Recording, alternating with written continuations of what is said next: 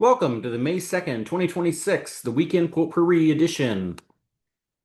So, yesterday I talked a lot about Flunk Day. There's the whole theme of yesterday, how the newspaper was replaced by the co-Cosmos. That's what people talked about more after I was done with that video than anything about Flunk Day itself. So, congratulations, Denise, your paper we had more people sending me direct messages and so forth than anything else. And Denise did get this slight in at me, 1-904 Stephen. And so if you want to hear all of my intimate secrets, how I held the lunch lady woman in my arms, how I suddenly realized I had a Pepsi and it was good, and I'm glad that Tony finally took the top position. Yeah. Right, that's even more humorous now than it was even back then. And then, of course, me as the geek who has no chance of getting laid, and then me in drag, of which I actually made a pretty good-looking woman back in the day. So, never know. But it also caused some friends, one of my fraternity brothers, Mr. Andrew B. Clark, to create some artwork for us. And honestly, I don't remember what the story is behind this, but it obviously involved another member of the Code community because when Andy commented on it, he posted this and commented on it, and then the person who's depicted in this picture also then commented on it, and I can't for the life of me figure out what this is about. So, um, yeah, I don't know. There are certain things that just kind of go by the wayside as history moves and life moves on. Now, why I call this a potpourri is the fact that I just there are several topics that I want to talk about that I haven't been able to talk about the past couple days because I was going off on different tangents.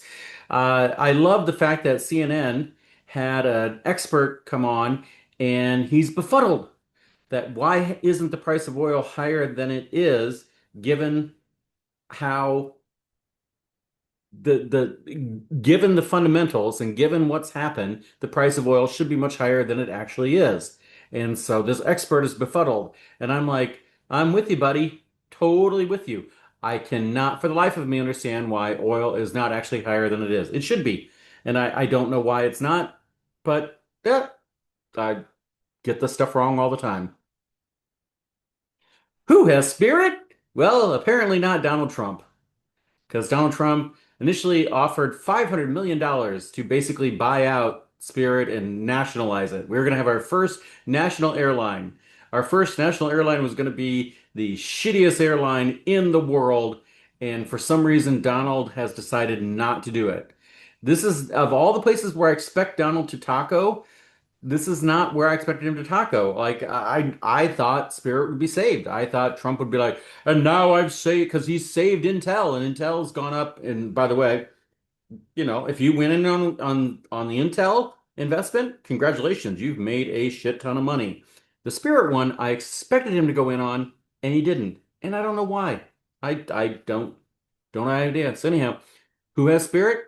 Not the U.S. We're losing Spirit.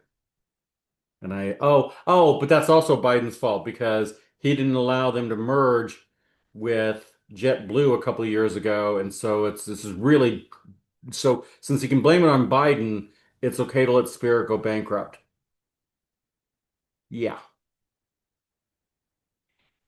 And then the really big thing for the weekend, which so are we possibly seeing the reverse taco? When Trump knows he's about to be humiliated by doing a taco, he then often lashes out and does something even more outrageous, more crazy on the other extreme. And so the fact that the ranking general had a 45-minute meeting with Trump to discuss military options in Iran makes me wonder if at some point this weekend we're going to see a huge military attack on Iran. Remember, the war started on Saturday, February 28th.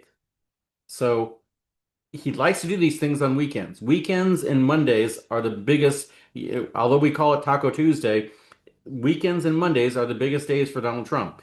And so, by the time you see this, we may actually really be back at war.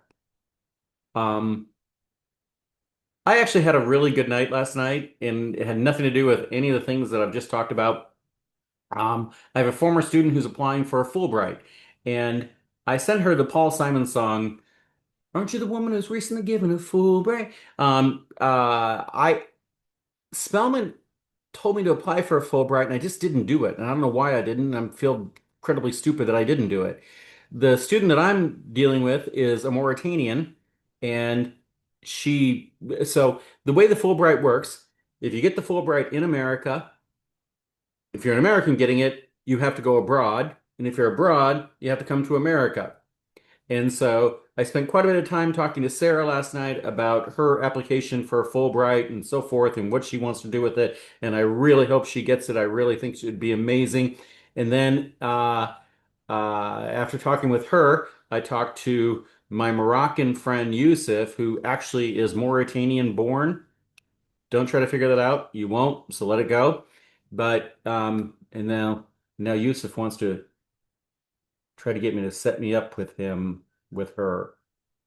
And I'm like, dude, I was being your wingman.